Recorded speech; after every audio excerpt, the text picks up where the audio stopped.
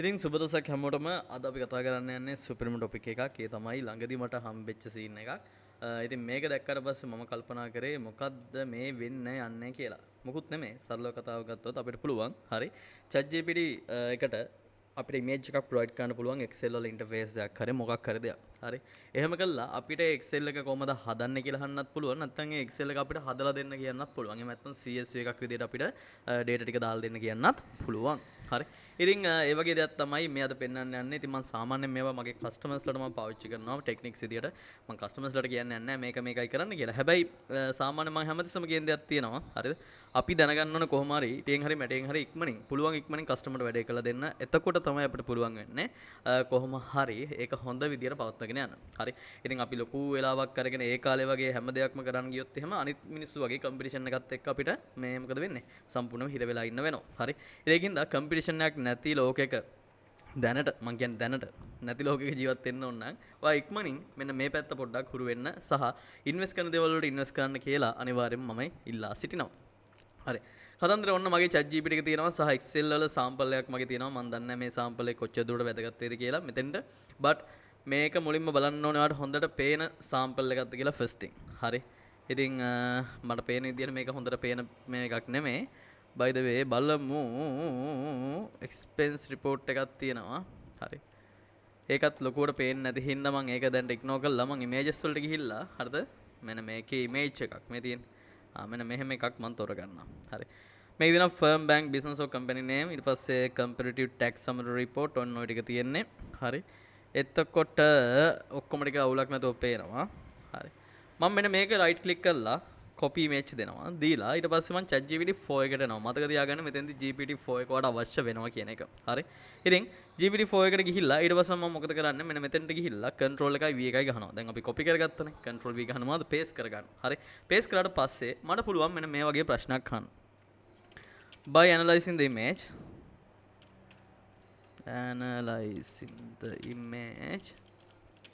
you have to create the same you have to create an Excel file with the same structure. Can you do it? හරි. ඔන්න විදිහට ඇහුවට පස්සේ මෙයා දැන් කරන්නේ මේ ChatGPT 4 එක තුල Python include වෙන එක තමයි ස්පෙෂලිටි එක. ඉතින් Python වල pandas කියන එක පාවිච්චි කරලා හරිද pandas කියන එක හරිය නැත්නම් OpenCV කියලා තියෙනවා libraries ඒවා පාවිච්චි කරලා මෙයා හදනවා. මේ තියෙන OpenPy Excel sorry CV නෙමෙයි OpenPy Excel. එතකොට මෙන්න මේ විදිහට මේ Python එක පාවිච්චි කරලා එයා අපිට සම්පූර්ණයෙන්ම අර දේවල් ටික ඇනලයිස් කරලා අපිට Python හරහා Excel file එකක් generate කරලා දෙන එක තමයි මේ වෙන්නේ. හරි. ඉතින් මම Python ගැන මේ channel එකේ ඇත්ති වෙනකන් උගන්වලා තියෙනවා. හරි. ඒ කාලේ Python කියන්නේ හරිද ගොඩක් අමාරු විෂයක් විදියට නැත්නම් පට්ට ගගහ උගන්නන දෙයක් විදියට පත් වෙලා තිබ්බා. හරිද? ඒ level ICT වලත් ඇති වෙනකන් තියෙනවා සහ ඉගෙන ගන්නවා. but මම කියන්නේ ඒවා වැරදි කියලා ඉගෙන ගන්න ඕනේ. හරි. මොකද හැබැයි එහෙම කියලා හැමෝම ඉන්ජිනියර්ස්ලා වෙන්න යන්නේ නැහැ. හැමෝම යටම level එකට යන්නේ නැහැ. ඉතින් ගොඩක් වෙලාවට අපි ඉන්න මතයක් තමයි හරිද? දෙයක් ඉගෙන ගද්දී හරිද අපි මේ එක්ස්පර්ට් කෙනෙක් වෙන්නයි මේ දේ ඉගෙන ගන්න කියලා ටීචර්ස්ලාගේ පවා හැමෝම හිතන්නේ මේ විදියට. හරි.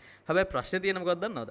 අපි දෙයක් ඉගෙන ගන්න අපි A level වල ICT කරන්නේ හරි අපි O level ICT කරන්නේ හරි එක්ස්පර්ට් කෙනෙක් වෙන්න නෙමෙයි. හරි. එතකොට ඒ කියන්නේ එක්ස්පර්ට් වෙනෙක් වෙන්න කරන කට්ටියක් ඉන්නවා. හැබැයි කරන්න ඕන හින්දා කරන කට්ටියක් ඉන්නවා. ඉතින් ඒගොල්ලන්ට මම කියන්නේ පළවෙනි එක. හරි. නිකන් අපරාධය වගේ ටයිම් එක වෙස් කරගන්න එපා. ඔයාට දන්නවනේ මොකද්ද වගේ තත්ත්වය කියලා. හරි. අනිවාර්යෙන් ඔයා මේවත් එක්ක චුට්ටක් ඉස්සරහට යන්න උත්සාහ කරන්න. පළවෙනි දේ ඕක. හරි. ඉතින් ඒවත් එක්ක උත්සාහ කරනවා කියන්නේ ඔයාගේ එකක්. ඔයාට තව අමතර දේවල් ටිකක් හම්බෙවි. උදාහරණයක් විදියට ඔයා IT පැත්තේ ෆුල් වැඩෙක් නොවෙන්න පුළුවන්. හැබැයි ඔයා වැඩෙක් වුණ විදිහට හදාගන්න ඔයාට මෙන්න මේ මම කියන දේවල් ටික හොඳටම ඇති. මෙන්න මේ ටිප්ස් ඇන්ඩ් ට්‍රික්ස් ටික පොඩක් ඉගෙන ගන්න. හරි. ChatGPT 4 එක ගන්න සල්ලි ඕන තමයි. හරි. හැබැයි ඔයාට shared account එකක් වුණත් මම හිතන්නේ සල්ලි දීලා ගන්න පුළුවන්. හැබැයි shared account එකෙන් මන් දාන වැඩ ටික මෙච්චර නිදහසේ කරන්න බෑ. මොකද shared account එකක් කියන්නේ 4-5 දෙනෙක් එකතු වෙලා පාවිච්චි කරන එකක්. එතකොට ඒකේ ඉන්න usage එක තමයි හැමදාම depend වෙන්නේ. කොහොම හරි ඔන්න Excel file එක download කරන්න පුළුවන්ලු මට. මම ඒක download කරන්න බලනවා. බලමු මම download කරන්න දෙයිද කියලා. දෙනවා. හරි. ඔන්න download වුණා Excel file එක but මං හිතන්නේ ඒකම ඇති කියලා but බලමු. හරි. කොහොම හරි Excel file එකේ නම හරියටම තියෙනවා. සහ බලමු අපි Excel file එක open වුණාට පස්සේ මට එන output එක කොහොමද කියලා. wow superb. හරි. ඉතින් මේ තියෙන්නේ මං දුන්න sample එක. මේ තියෙන්නේ මං දුන්න මට හම්බුණ output එක. හරි. එතකොට මෙතන ගත්තොත් එහෙම උඩ ඒ දේවල් ටික තියෙනවා. සමහර දේවල් නම් පොඩක් අඩුපාඩුකුත් නැමේ. from July ෆස් කතන්දරේ මෙතන තියෙනවා. හරි. එකම එකට අරගෙන ඊට පස්සේ S number එක තියෙනවා, head of count එක තියෙනවා, budget at July තියෙනවා. Oh nice, really nice. අර ඩොලර් මාක් එක විතරක් අඩු වෙලා තියෙනවා. ඒ තමයි කෑල්ල. ඒ කෑල්ල ඉතින් අපිට ඇඩ් කරගන්න පුළුවන්. හරිද? basic excel දන්න කෙනෙක්ට right click කරා. හරි. ඊට පස්සේ මෙතන right click කරලා insert ඊට කලින් enable editing දෙන්න. enable editing දුන්නා. මෙතන right click කරා. හරිද? ඊට පස්සේ insert ගියාට පස්සේ මෙතනට අපිට ඒක දාගන්න පුළුවන් නේ. මාළුකෝ දෙයක් නැහැ. හරි. ඊළඟට ටැක්ස් පේඩ් අරව මේ ඔක්කොම ටික තියෙනවා. ඉතින් මම මේක ඇත්තටම මේ අර සාමාන්‍යයෙන් මේ ලයිව් වීඩියෝ එකක් කරද්දී තියෙන අර බය කියලා සාමාන්‍ය දෙයක් තියෙනවනේ. හරි ඒකෙන් තමයි මම මේ වගේ සිම්පල් එකක් ගත්තේ. හැබැයි මම කස්ටමර් කෙනෙක්ට ළඟදී දෙයක් කරා. හරිද?